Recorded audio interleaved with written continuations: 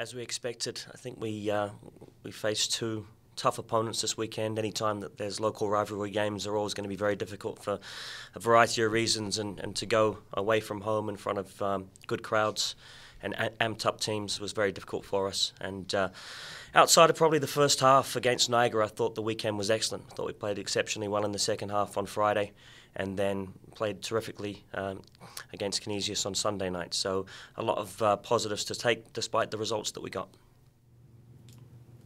Coach, has the start to the season obviously probably hasn't went the way you wanted? Has that kind of maybe changed your expectations going in? Do you now see it more as, okay, we still need time to rebuild, this young team still needs time to kind of grow together? Has anything changed for you based on these first 6 games? No, I think, if we go back to the first press conference we sat here saying that we were looking for improvement on last season. And, we've still got the opportunity to do that, especially when it comes conference time.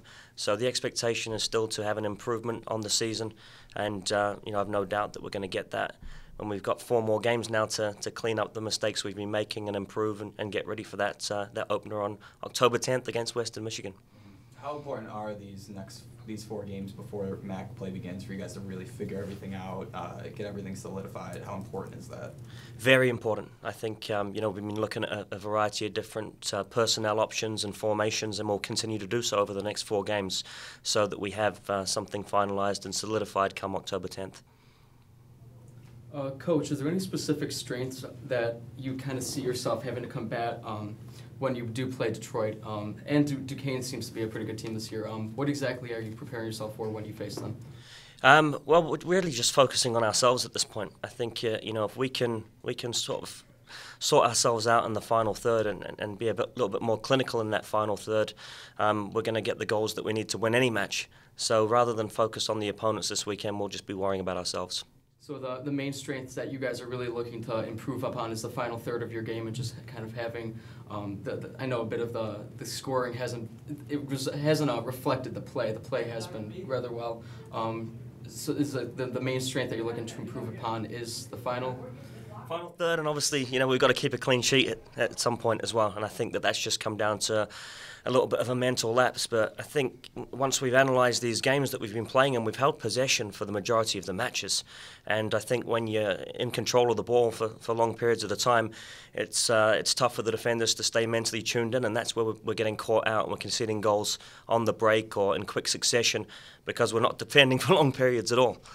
So defensively we've got to be switched on for 90 minutes, and then of course in the final third we've got to be a little bit more clinical. Perfect. You last time I talked to you, you said that you were pretty banged up after Sunday's match. Is there like an injury report or any kind of update that we could have on some of the players that are banged up? Yeah, it's good news right now. I think right now Alec Fisher is the only one that won't be competing in training tomorrow, and he's got an ankle injury that will probably keep him out for the next 3 or 4 weeks. Coach, talk about the Buffalo Shield. They came up with that idea this year. Talk about what that means for Western New York soccer. I think it's huge. The idea stemmed from a rugby competition actually in New Zealand, where it's almost the identical same thing, and it's a lot of notoriety in New Zealand for the Ranfurly Shield, and we sort of presented it to the area coaches, and everyone thought that was a great idea to introduce. So we won't get another chance to play for that this season, and depending on results, we may not get another chance to play for it next season. So I think it puts an emphasis on the Big 4 games, but it also makes it more like a MAC game for us as well. There's a little bit more on the game than there is in some of these other non-conference matches, and that's really what we were looking for by introducing that. Coach, do you think with the Buffalo Shield and everything, how important is that to kind of making those Big 4 like rivalry games, and kind of bringing more attention to soccer in Western New York? Do you think that kind of is a good first step? I think so, and I think you'll find maybe some of the other sports will be looking at doing it as well. We've had some terrific feedback, and everyone thinks it's a wonderful idea. So hopefully it's just the start of maybe something spreading through all the teams. Russell and Marcus, could you talk about the Buffalo Shield? Did you guys have a little bit more oomph behind your game on Friday because of you knew that you were fighting for that? Yes, definitely. Everyone was a little bit more amped up for the game. Playing Canisius or Niagara, we're going to be amped up anyway because of how close they are. And but seeing the Shield on the table before the game, it put a little bit more meaning behind the game. Yeah, definitely. Playing for a trophy is always big. It was a big game. Niagara's already a big game because they're a crosstown rival, but playing them for a trophy meant something. And yeah, I think we had a good performance in the second half. Didn't start out strong, but it definitely was a big game, and guys were pumped up for the game.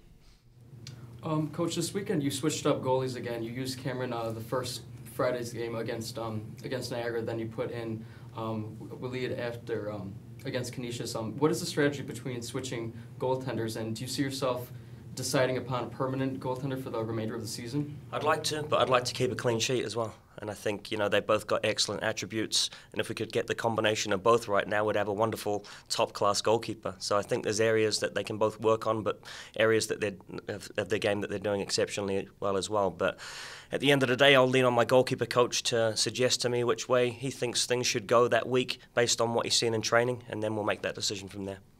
As the head coach, though, would you like to have one goaltender for the MAC season? So would you maybe use these 4 last non-conference games to figure out who that number 1 goalie is going to be? Is that any part of the strategy? Yeah, I think it's important that we try and get a solidified starting 11 come MAC time, and that's what we'll be using these next 4 games for. Can you talk a little bit about Nikolai Berry and just kind of his utilization this season? He's only played in 4 games. He hasn't started any. Has there just been other players that you think have been fitting the role better, or has there been any reason? He came in with an injury and missed the bulk of pre-season, was only able to train once or twice through pre-season. So he didn't really have the fitness levels there. So we've leaned on Nikolai to sort of tell us where he feels he can play in terms of how much time he can give us per game, and that's been increasing every game. But I think, as we saw against Canisius the other night, when he came on, he was excellent.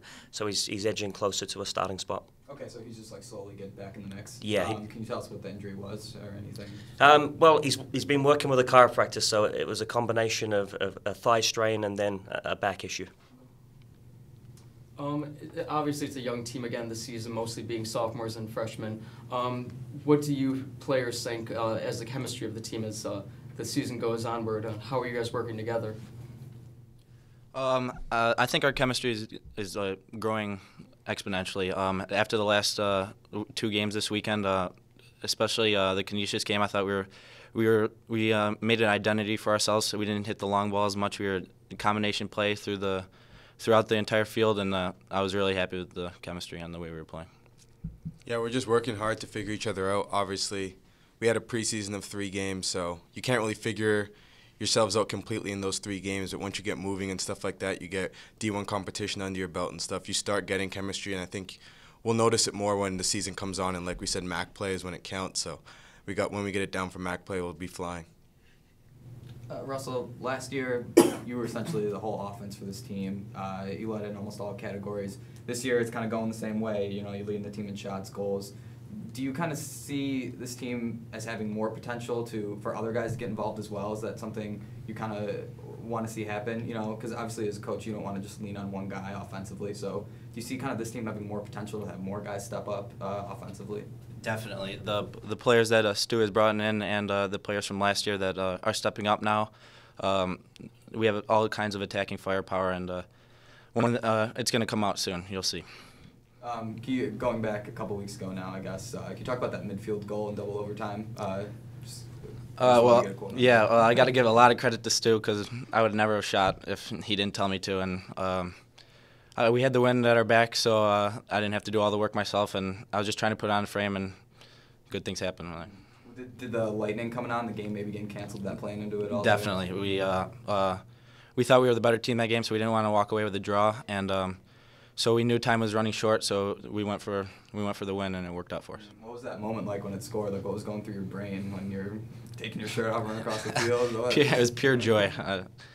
That's why we play the game, for moments like that. So. Marcus, when teams are starting to focus on Russell a little bit more, how does that open up you and Abdullah for offensive opportunities?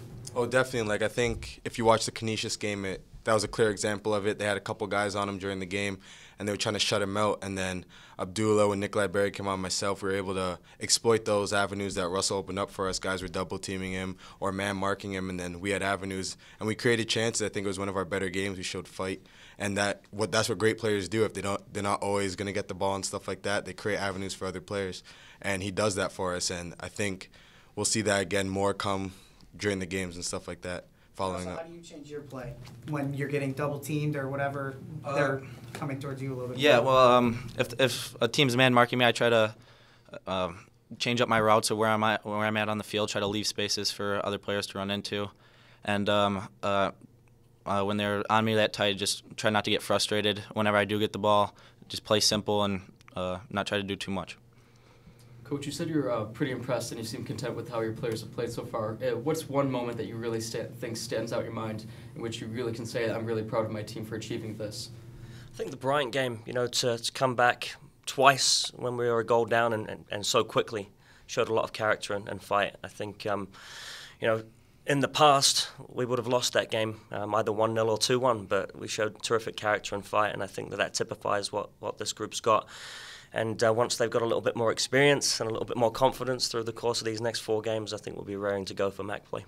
Do you think finishing goal scoring is like the #1 concern for this team? Because obviously, you think you guys have played well, but just the goals aren't happening, and that kind of even goes back to last year. You guys were creating opportunities, just not finishing. So is that kind of the main focus, and what can you do to improve that in practice? It is a worry, but at the same time, I don't think we've really created enough clear-cut opportunities. A lot of the opportunities that we've had have been shots from distance or half chances, and so we've got to be a little bit better with our ball movement and ball speed in the final third to create better opportunities. So we'll be doing a lot of work, continuing to do a lot of work in shadow play and close-range finishing and movement patterns to create those opportunities that we really want. How are the players feeling coming up into this weekend, obviously having the two Shield games this coming weekend against Detroit? How are you guys mentally approaching this game? Having talked to the players, we're all excited about how we played, especially in the Canisius game. We had people playing new roles, and we made an identity for ourselves, and we were playing good soccer, and I think we're going to try to carry that into Detroit and Duquesne. Yeah, I think we're just going to go up from here. This weekend's really big. We got Detroit and Duquesne. We faced Detroit last year, and we thought we could have got a better result against them. We drew them 2-2 away at their place. So we're at home, and we're trying to defend home field, and a win's in our sights, and that's what we want to get. Marcus, Coach mentioned after the game Sunday night that you guys dominated pretty much 80 minutes of that game, and you had a 10-minute lapse in the first half where they scored their goal. You as a captain, what do you have to do in order to prevent those lapses from happening? We just got to talk into the guys. Like we talked about before our game today, we got to play for what motivates you. And I think we took that into Canisius, and you play for what motivates you, and then you'll play a full 90-minute performance. Obviously, there'll be times when you slip up and things like that, and those 10-minute segments that we have, we just got to correct them, and you got to stay mentally focused. I think that's the biggest thing. 10 minutes before a half, it's a crucial time in the game. Soccer players know, and coaches, that's when you can see a lot of your goals, the last 5 minutes, last 10 minutes of a half, or at the end of a game. So we just got to be mentally tuned in at those times, and we just got to reiterate to the guys that those last 10 minutes, last 5 minutes of a game before a half, to start a half, are crucial, and we got to be full focused at those points. Coach, how important is it going to be going on the road?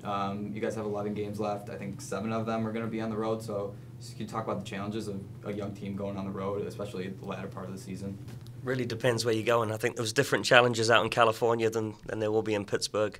But no, it's always tough to go on the road and be in a hotel and have some distractions. So we try and make things as homely as we possibly can when we go on the road, and keep them within the hotel and restrict them to what we can actually do outside of the hotel, just to keep the focus on the match. And we really need to do that with a young group.